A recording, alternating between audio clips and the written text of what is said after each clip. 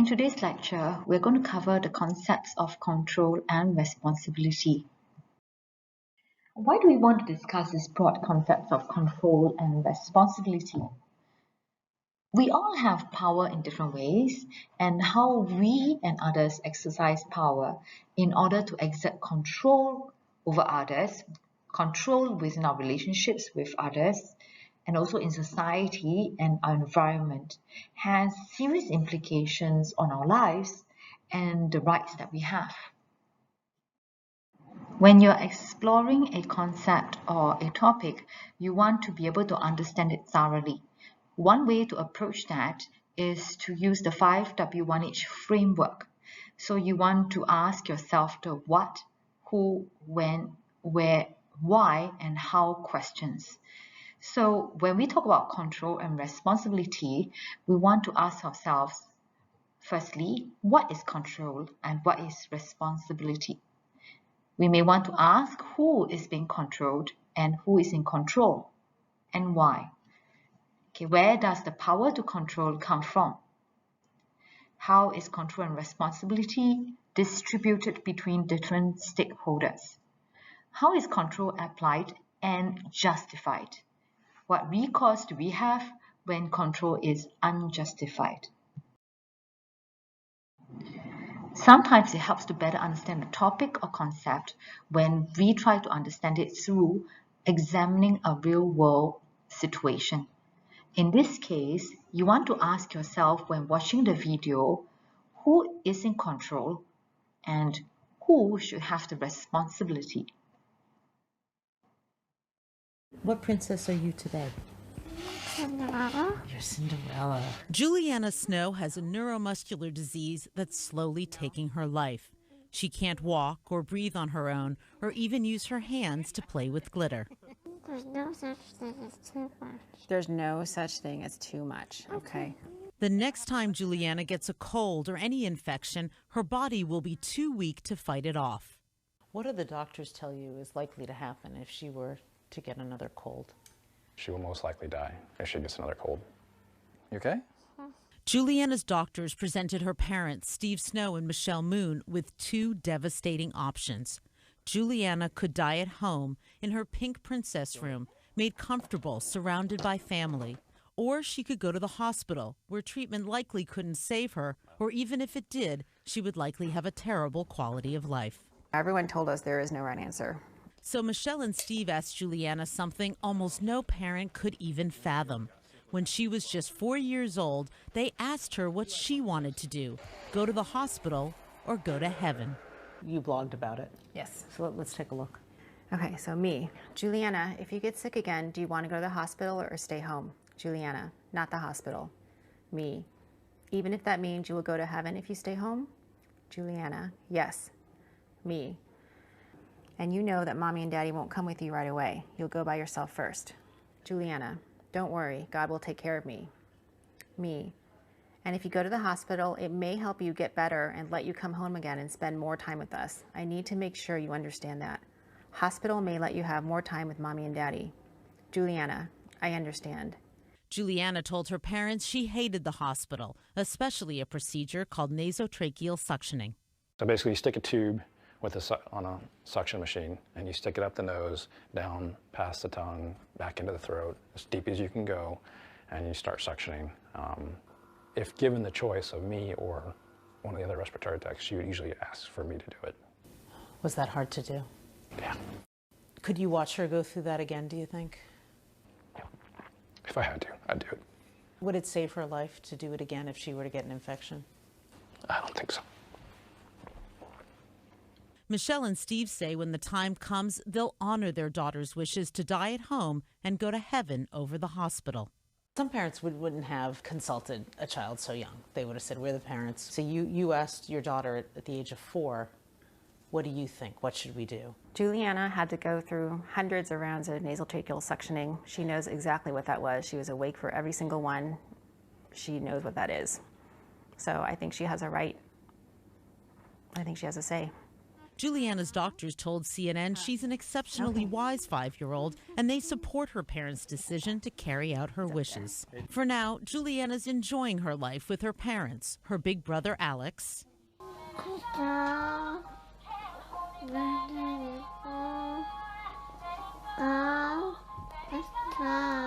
and her princesses. Are Elsa and Anna, I forget, are they cousins or? They're sisters. Oh, they're sisters. It's Anna. Oh, it's Anna. I said Anna. It's Yes. Anna. I'm sorry. She forgives you. What are your realistic hopes for her for the rest of the time that she does have left? Be comfortable, be happy, feel loved. What's gotten you through it? Faith.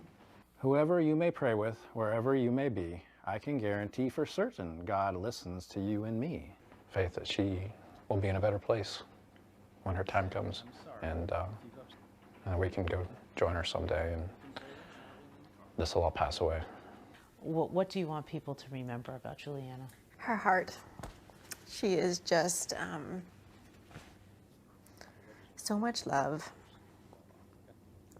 Just so much love. It's just so sad. Elizabeth joins us now. Juliana talked about what she thinks heaven will be like. What did she say?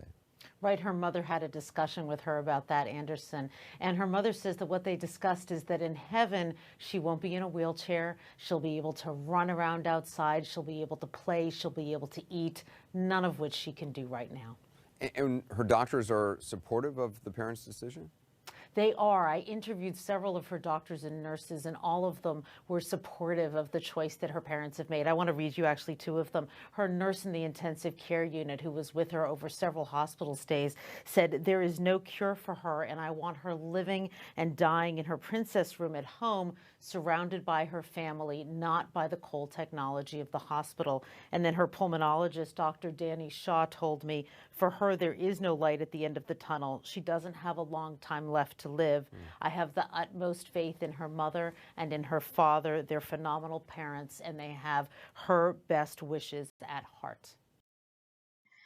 In this heart-wrenching situation, the child ultimately was given the responsibility to decide whether to stop treatment or not.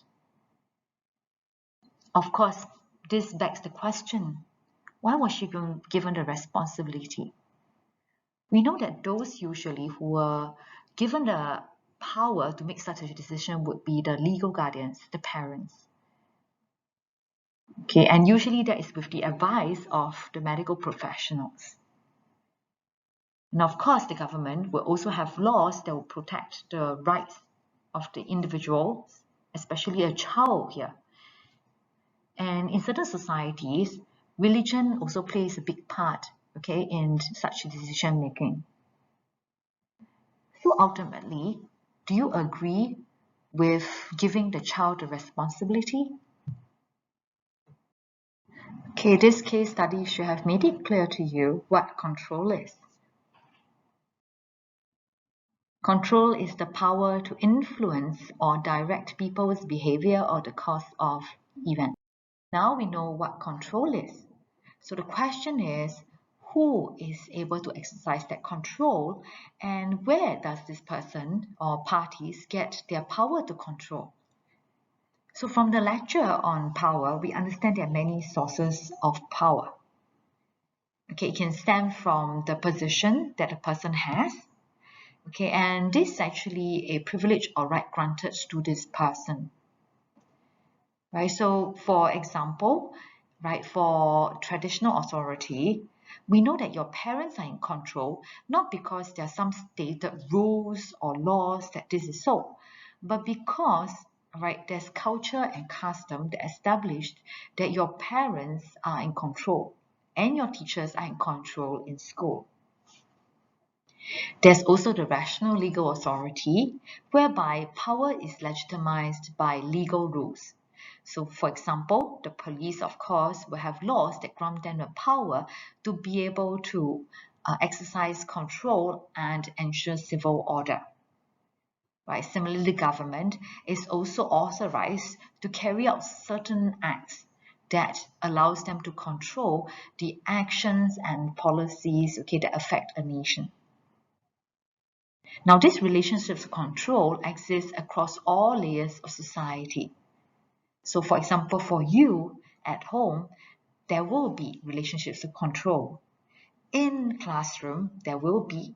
In your CCA, of course, you'll find that your CCA leaders will have more control.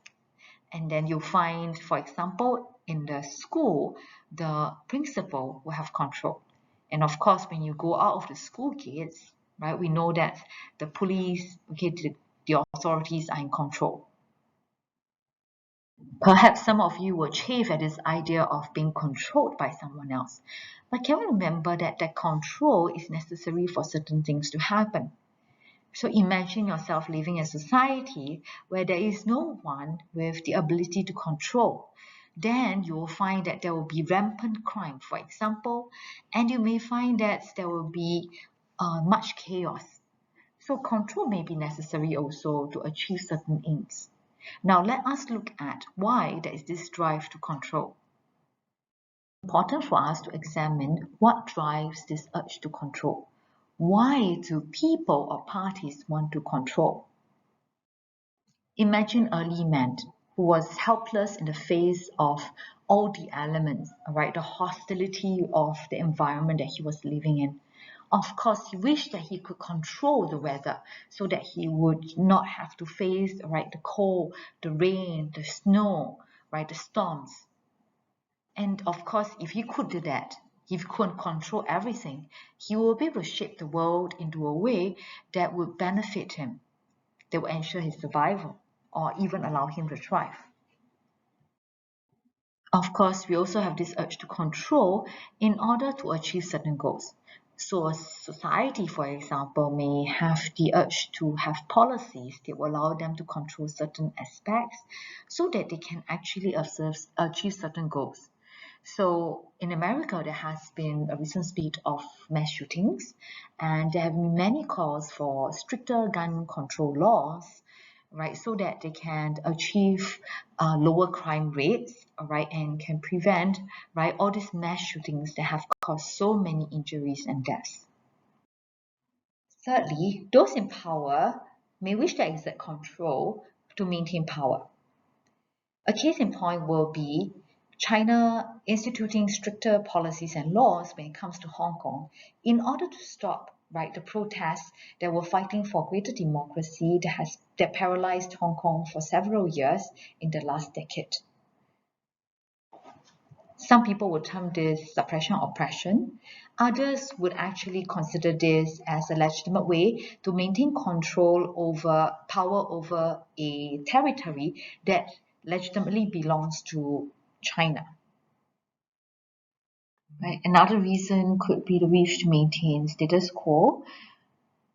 So, for example, to ensure that one's culture is not changed, one may choose to control what enters their borders. So, Bhutan, is well known for having preserved their culture and way of life for decades, and that is something that they were only able to achieve because they can control what enters their borders. Like, for example, right, the kind of media that actually may have an effect on diluting their culture. In an uncertain world where people feel that they have less and less control over what is happening to them, they may then have a very strong innate urge to find some way to control what they can.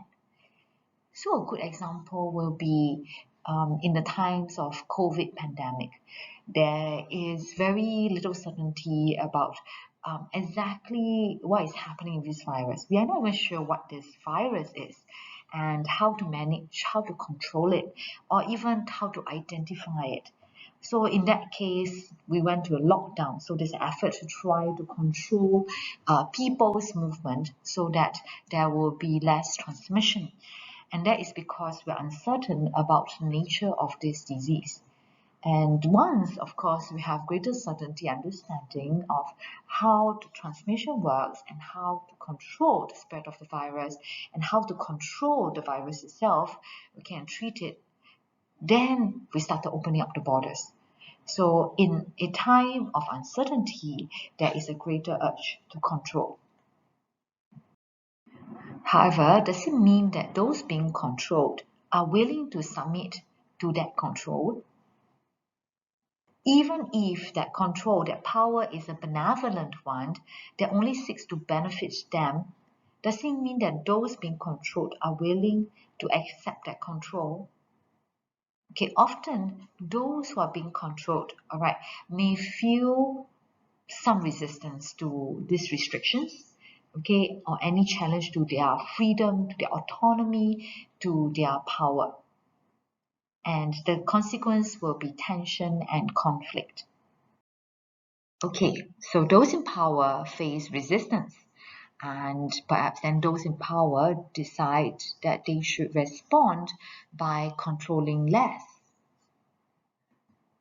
So what happens then? Those who are being controlled, perhaps they should then take on more responsibility in response to that less control. Right, so what is responsibility? Well, a person being responsible means that a person assumes the duty to deal with something. So for example, students, right, will find that as they grow older, their parents will let go and not control them so much. So in this case, you as a student will then have to take on the responsibility of dealing with things, okay, that happen to you in your life. So people can actually oppose control by assuming more responsibility. There is a distribution of control and responsibility between the different stakeholders in society. Well, the thing is that how is it being distributed will then depend on which society you are in, because some societies have a higher level of tolerance for control than others.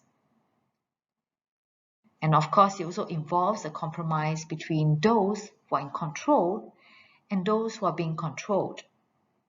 And this is usually observed, okay, in the social norms or the laws of the society.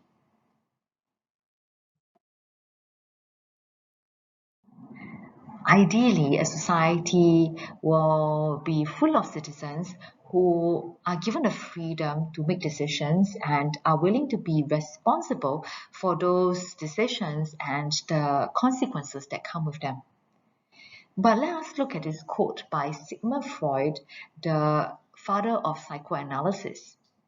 He says that, quote, most people do not really want freedom because freedom involves responsibility, and most people are frightened of responsibility, unquote. Now, do you all agree with such a sentence?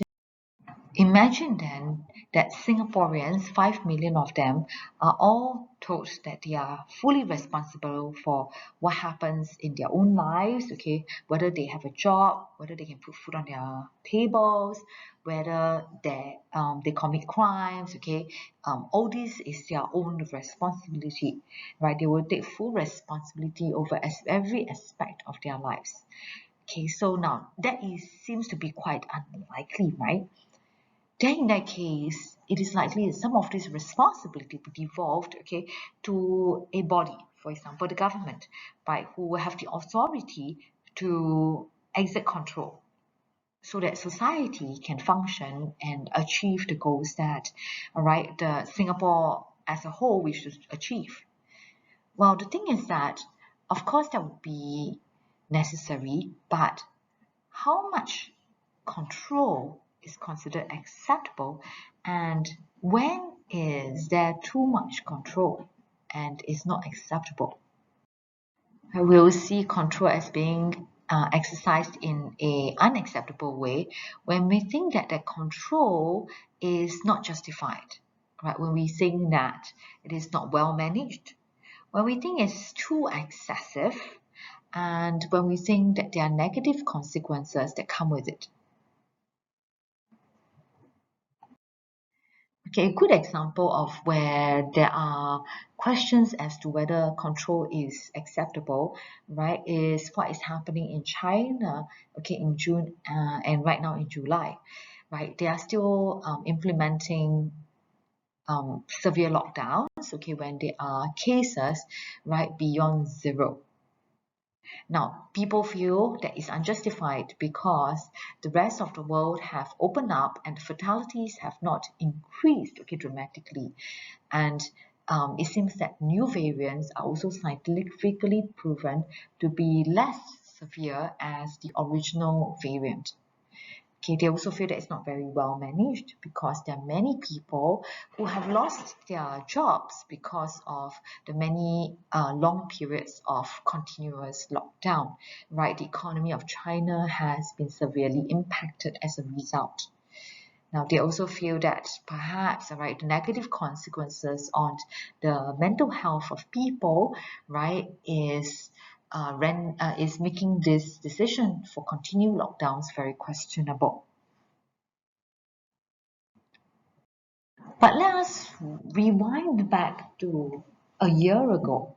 What China did, okay, with the very strict lockdown was actually very successful in controlling a rampant and fatal disease, right? So at the time during that crisis, okay, it was acceptable because they felt that they were not able to have a vaccine and they did not have adequate treatment for many people who gotten this highly transmissible disease.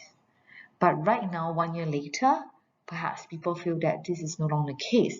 So in your evaluation, you should be more nuanced to see, right, what is acceptable and what is unacceptable, okay, based on, for example, the particular situation involved or the context involved.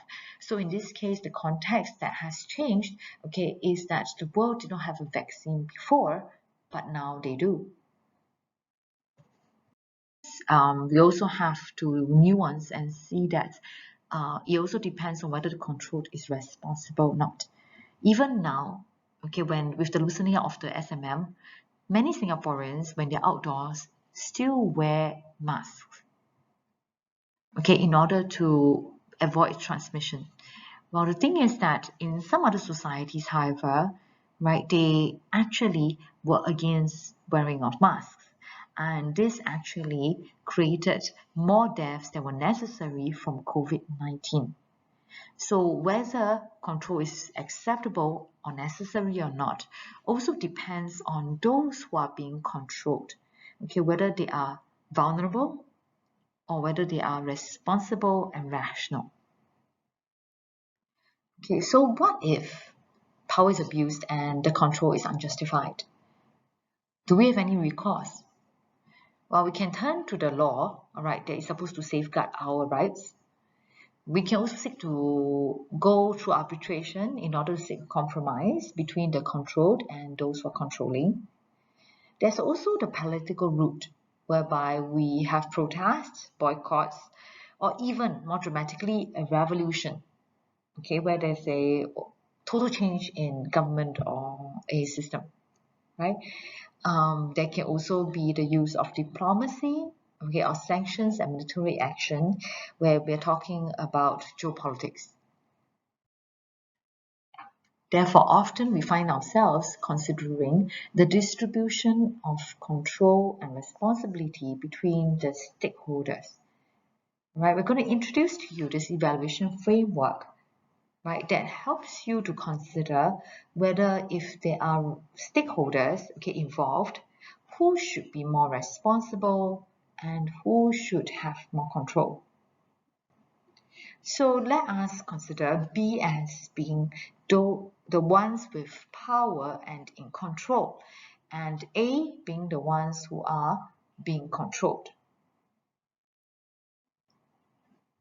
Right, so B is in a position of authority and power. But the thing is that A, okay, the ones who are being controlled, can also bear responsibility. And should they bear responsibility? That's step 1. Then we want to consider, okay, is B exercising his power rightly, and is the control exercised by B excessive? Then in that case, how can we try to limit, okay, this control that B has? Now, often we'll find that in the real world, right, we often seek the middle ground. There will be a balanced viewpoint. So we'll see, okay, in our evaluation, how we can distribute the power, right, between B and A so that B has some kind of control, right, and A is able to assume some responsibility. Okay, let us apply this framework to a real-world incident. Let us consider the parent-child relationship, right? The parent being the ones with the power to exercise control over the child. But when is that control excessive? And when is it justified? And when should a child be given more responsibility over his own behavior? Let us consider what are some feasible ways to parent a misbehaving child. So in France in 2013, right, a father spanked his 9-year-old son after the youngster showed him disrespect. The thing is that the court actually ruled, okay, him to have violated a law and handed out a fine. Now, this ruling was actually considered very controversial in France, as they do still allow parents some liberty in how they choose to actually parent a misbehaving child. But okay, this is in violation of an European Union Social Charter. One, let us look at stakeholder A, the child. Should the child bear responsibility for his own behavior? Step 1. Let us look at stakeholder A, the ones being controlled. In the case study, that would be the 9-year-old child. Is a child of such a young age able to be self-aware of his own emotions and able to self-control his behavior? As we can see from the research shown in this slide, right, they are still young and in a state of development. So perhaps they are not able to assume responsibility 100% over their own behavior. Then in that case, the parents have to step in. So now let us move to step 2 to look at the parents. Step 2, we consider stakeholder B. Stakeholder B has some power and is able to exercise control over stakeholder A. Now the question is, we have to evaluate whether this control is excessive. And if so, how can we try to limit or control this control or power? So the child is not able to be responsible for himself. In that case, the legal guardians or the parents should step in. Parents can do many things when a child misbehaves. They can limit, for example, cell phone usage. They can also set a timeout, okay, for the child. They can also punish them by using corporal punishment. However, corporal punishment can result in several negative effects. Studies have shown that it can lead to increased aggression, antisocial behavior, physical injury, mental health problems, and it can even be long-term effects affecting the child's development into an adult. As such, many will consider corporal punishment being excessive. In this case, control is too much. How then can we limit this control? How can we hold the person in power accountable for the way that he uses that control? So one example is the use of law. The Council of Europe limits parents' ability to use corporal punishment to manage children's behavior. So the middle ground will be step 3. Is there a compromise or to be found between how much responsibilities stakeholder A is given and how much control stakeholder B should actually exert? Thing is that this compromise will really also be dependent on the context. So ideas about freedom for children and teenagers may differ, okay, from country to country, based on how liberal the society is. So, for example, France will be more liberal than China. Okay, it will also involve us considering how much parental involvement is expected. Okay, also how much authority do parents have? So that is based on the social norms. It may also depend on the age of the children. So younger children will require more, control from the parents. Older children, right, will require less control by the parents. And of course, we also want to consider long-term implications of parental control. So if there is high level of parental control over a long period of time, would that even be healthy for the child? So based on all these considerations, we have to decide what is the acceptable middle ground. Let's look at a specific case of Singapore. In Singapore, caning is actually allowed, but there must not be unnecessary physical pain or suffering to the child. Consider how liberal Singapore is. Is the Singapore parent willing to let the child have more freedom to make decisions and also make mistakes and learn from them? We also want to consider how much parental involvement is expected. The social norm seems to be that parents are quite heavily involved in all aspects of the child's development, from how much time they spend on their devices,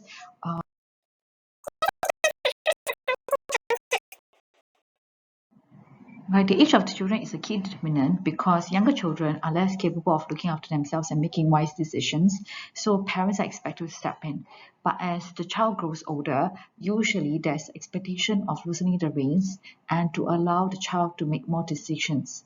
So these are nuances that you can include in your evaluation. The long-term implications is another factor that we should consider. The more control the parent has, the less freedom the child has in order to develop the skills to be able to manage that responsibility. So this means that as the child gets to an adult age, he might not have developed the skills to be able to learn how to make decisions, how to overcome the errors that he faces because of the decisions he makes. So these long-term implications are an important factor that parents have to consider. This framework could be useful for you when you are coming with your own opinion, perhaps in a discussion with your parents about whether caning is acceptable or not. Perhaps you are writing an essay about parenting, right? Perhaps you're writing an essay about children and their sense of responsibility. Here we're responding to an article from the Straits Times that talks about children who choose to play games and not study. Now, we know that children are very young and they may not have a good understanding of the realities of the world that is very competitive and requires them to have good grades, to be able to have access to higher education options. Well, in this case, they may choose to act immaturely and play games instead of studying. Step 2, let's look at the other stakeholder. In this case, it will be the parents. While based on the Western scientific development perspective, children are far from being fully developed. So the parents have to step up. They will most likely take a firm hand in determining the various aspects of a child's life since the child cannot be responsible. But let us evaluate. Should they pick up the cane? Is caning the child excessive? Now, of course, parents worry that their child may fail, their futures are ruined, so they become tiger moms like Amy Chua. Okay, now, of course, they cane then to ensure the child obey and study. So there is some good intention there. They hope that the child, due to a fear of punishment, will ensure they get good grades. However, these expectations for children to study all day and show good grades all the time is unrealistic and cause undue stress. So indeed, caning here to make them study all the time may be excessive. Okay, step 3, let us consider if there's a middle ground. Well, parents perhaps should not then wield the cane so often, right? They have to be accountable for how they parent the child. So parents perhaps should consider the fact that they should not cane all the time, but only in certain circumstances. Now, why would we say so? Well, parents are alive, right, for most of them. And so when the child falls, the child can be allowed to try and fail and get up again. So in this world whereby children are being monitored all the time, their sense of autonomy is crippled. So this may not be healthy for them. Perhaps if parents just let them experiment making their own decisions, such as playing games without studying, they then may find that, oh, I didn't do so well. Well, I better change the way I behave. Well, I think managing time is quite important. Well, studying could be important. Perhaps I should study first, then play games later. But they can only develop this understanding if they have experimented and they have failed and they have learned. Rather than them just looking at the cane and go like, I'm so scared of the cane. When the cane is there, I will study. When the cane is not there, I will not study. So in this case, perhaps the middle ground is to hold back the caning and give them more freedom, except perhaps when there are severe consequences, such as critical junctures of national exams. Hi everyone, it's Miss Amy and I will be taking you through the second part of the Control and Responsibility lecture. So in the previous slides, we have evaluated who shares more responsibility between a parent and child for the child's life and well-being. In the second part of the lecture, we will now look beyond that and consider the government as a major stakeholder in the responsibility of child protection as well. So families control, but so do governments. Let us now consider this real-life policy that has been implemented in France. So in September 2018, the French government banned the use of mobile phones in schools. Now, this law stipulates that children aged between 10 to 15 cannot use their mobile phones inside school grounds or even during school-based activities outside of school, like CCA, sporting events, or learning journeys. And they are also not allowed to connect to the internet via any device. Now, interestingly, from the ages of 16 to 18, for students from the ages of 16 to 18, the government actually passes this responsibility to the schools to formulate the rules regarding the use of mobile phones during curriculum time. So let us evaluate this situation using the Control and Responsibility Evaluation Framework. So let's look here. Who is more responsible, stakeholder A or stakeholder B? In this sense, we would say that stakeholder B, which is the government, is in a position of authority and thus has more power. So as we evaluate how much power this government has, let us first look at step one. Should stakeholder A, the students, bear responsibility as well? So let's just think about that for a moment. In the next slide, you guys will be inputting your responses. For step two, is the control held by the government excessive? So just imagine that this policy was implemented in Singapore. How would you feel? How do you think you would react? And your peers around you would react, as well as your parents, perhaps teachers and school leaders. So if this control is truly excessive, how might we control this? So just think about it for a few moments. And for step three, let's look at the middle ground and evaluate. Taking all these things into consideration, who should be more responsible? Stakeholder A or stakeholder B? Now it is your turn to respond on Actively Learn. So when parents are unable to control their children, with regards to this case study, how far should the government step in? Is this excessive? Apply the 3 steps of the application framework that we also just looked at in the previous slide, and explain your stand. Consider the best middle ground and trade-offs in this situation as well.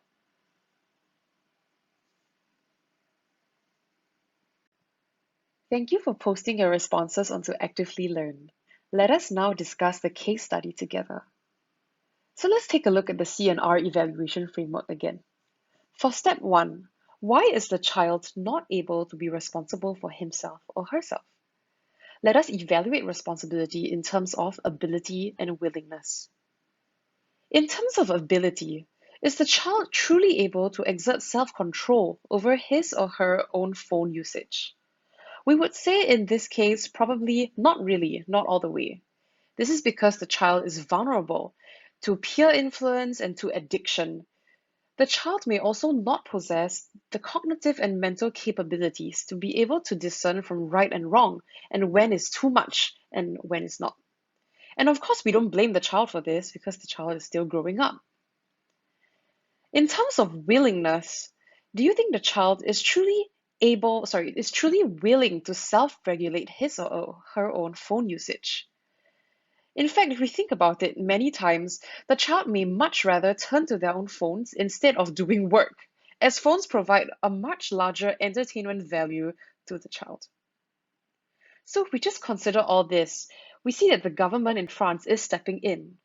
What do you think is the greater goal of the government? According to the French education minister, the government validates and acknowledges that there is an increased risk of phone addiction in today's society. And thus, the main role of the government is to protect these children and adolescents. Thus, the government plays a fundamental role in terms of education and in protecting and preserving the rights of the children. Building on that, we also want to take into consideration the relevant contextual factors of today's world. The French government has identified that the culture of the internet is that of instant gratification and immediate pleasure, which actually contradicts the aims of schooling in France, which is about delayed gratification. Thus, there is an inherent need for the government to exert control to ensure that the aim of the French education system is met and that children are properly educated. This is also to protect children's rights to education. A study by the researchers at the London School of Economics have also found that the test scores for 16-year-olds between 2001 and 2011 rose when the government instituted bans on mobile phones. This improvement was also greater when the bans were strictly enforced in schools. Moving on to step 2 of the control and responsibility evaluation framework, when might this control that is exerted by the government be too much? Could the government potentially be intruding on private lives? If the government is exerting too much control, who is then able to hold the party setting controls accountable? And why so? Let us consider 2 relevant factors, the first being political debates and the second being media scrutiny. For example, during one of the political debates, the opposition parties dismissed this banning of mobile phone usage in schools during curriculum time as simply a publicity stunt. A French socialist member of parliament even described it as a purely cosmetic change. When there are political debates, there is opportunity for different opinions to be heard and thus for change to take place. In terms of media scrutiny, the media is able to record stories and post about things that are happening around the world, and thus the public is educated on the different issues. This also allows the public to provide comments and to provide opinions on what is happening, again allowing for change to take place if there is a lot of backlash or opposition to the laws. Thus, these are the 2 most relevant factors that can help to hold the party settings control accountable. Let's look at step 3. Now you get to consider your own perspective in conclusion. Why did you form that particular view or particular stand that you had with regards to the acceptable limits of governmental control, which is what you posted on Actively Learn? Think about why you posted that response. Did you consider your own background, your ideas about freedom for teenagers, and based on what you were exposed to through the media? Did you also consider your own personal background, your growing up experiences, your relationship with your parents and friends, and your own value system to think about who should be most responsible for mobile phone usage in this context? The control and responsibility evaluation framework can also be used to construct evaluation paragraphs. Let's look at a sample paragraph right now. So for this sample paragraph, the argument is that governments should bear responsibility for adolescents' phone addiction. While it is understandable that adolescents resist regulations on phone usage, especially when such control pertains to their private lives and limits their freedom, they may sometimes be their own worst enemy. In light of increasingly addictive games and online platforms designed to distract adolescents and keep them engaged, these adolescents sometimes do not act rationally. There is this new phobia called nomophobia, which is a blend word made of the words no, mobile, and phobia, which is the fear of being without one's phone.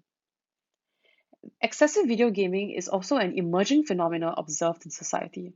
When taken to the extreme, phone and game addictions pose significant negative implications for society. Distractions can also cause these young people to lag behind in their studies, causing inequalities in the long run. So, for this part highlighted in red, we are evaluating whether students should also bear responsibility. And in this case, the argument is no, they should not. Let's move on to step 2.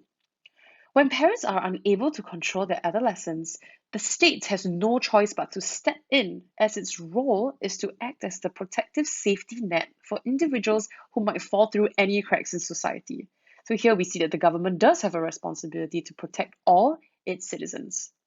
Nevertheless, it must be acknowledged that the government is limited in reacting via blunt tool instruments such as bans, which can take away too much freedom from individuals. So over here we are accessing that yes, although the government does have a huge responsibility in protecting its citizens, this control in this situation may be too much. So the broader implications of a nanny state may prevent many states from taking over what is essentially the responsibility of parents. Moving on to step 3, let's turn to the middle ground. Moreover, as the government is the biggest source of protection for its people, the government should bear the biggest responsibility for adolescents' phone addiction in order to enhance their well-being and academic achievement. So in GP, we are actually taking into consideration all the potential perspectives and then finding the middle ground of who should ultimately take the most responsibility for this situation. To conclude the first lecture on control and responsibility, relationships of control exist across all layers in society, all the way from the student to the parents, teachers, to the school leaders, to professionals in different industries, and all the way to the government. In addition, authorities seek a myriad of things when exercising control.